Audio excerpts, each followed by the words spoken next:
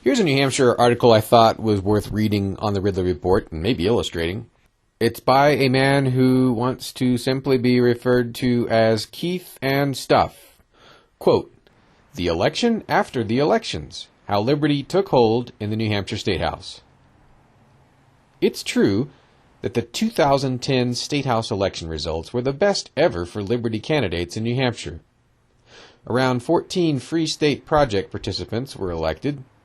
Dozens of libertarians were elected.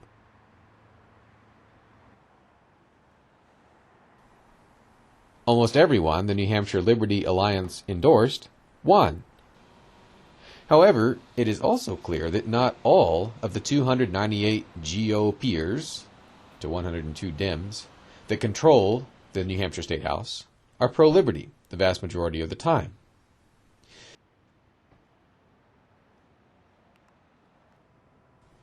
Even though the GOP is far better in NH than almost any other state, there are still problems. The state reps voted for Speaker of the House. It was a close race against a typical GOPer with a lot of experience and a generally pro-liberty GOPer that hangs out with the NHLA and helped co-chair the House Republican Alliance.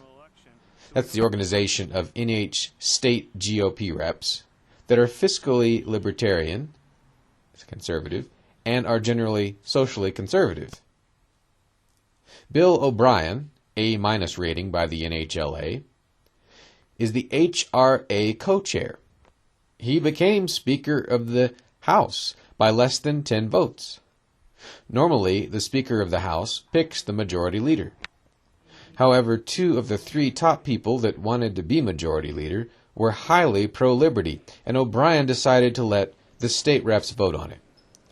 DJ Betancourt, B+ rating by the NHLA, the most pro-liberty person running for majority leader, won the election. Other people in the NH State House leadership include Gene Chandler, B+ rating, Alfred Baldassaro, A- rating,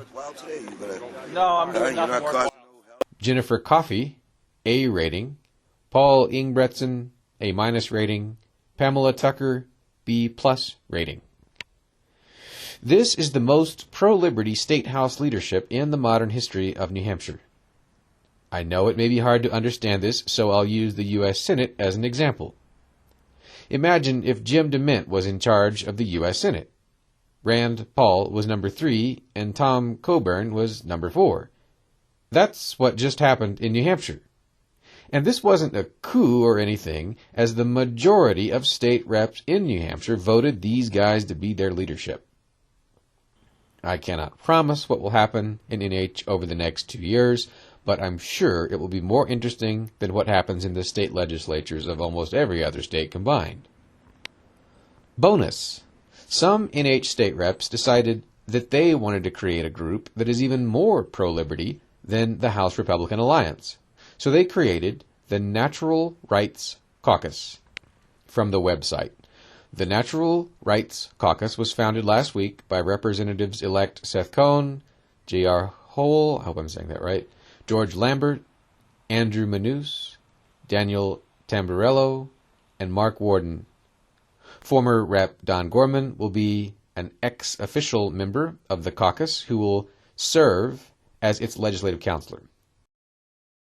These are libertarians, and heck, Don Gorman is even one of the most known Libertarian Party members in New England. You may remember him. He is the Libertarian that was a state rep in New Hampshire when he led the Libertarian Caucus in the New Hampshire House during the 1990s. Their website is naturalrightscaucus.org. Now, unquote, that's the end of Keith's article. Now, I have just a couple of observations to make. If Bill O'Brien won the State House leadership by just 10 votes, and if all the recently elected representatives were the ones voting, that could mean Free Staters made the difference between him getting it and Gene Chandler getting it. I'm hardly a detractor of Gene Chandler's, but it does seem like most Liberty folk wanted O'Brien in, And if he got in because of the Free Staters, I think that's a significant shift in power in New Hampshire, for which we can thank Free Staters. Maybe.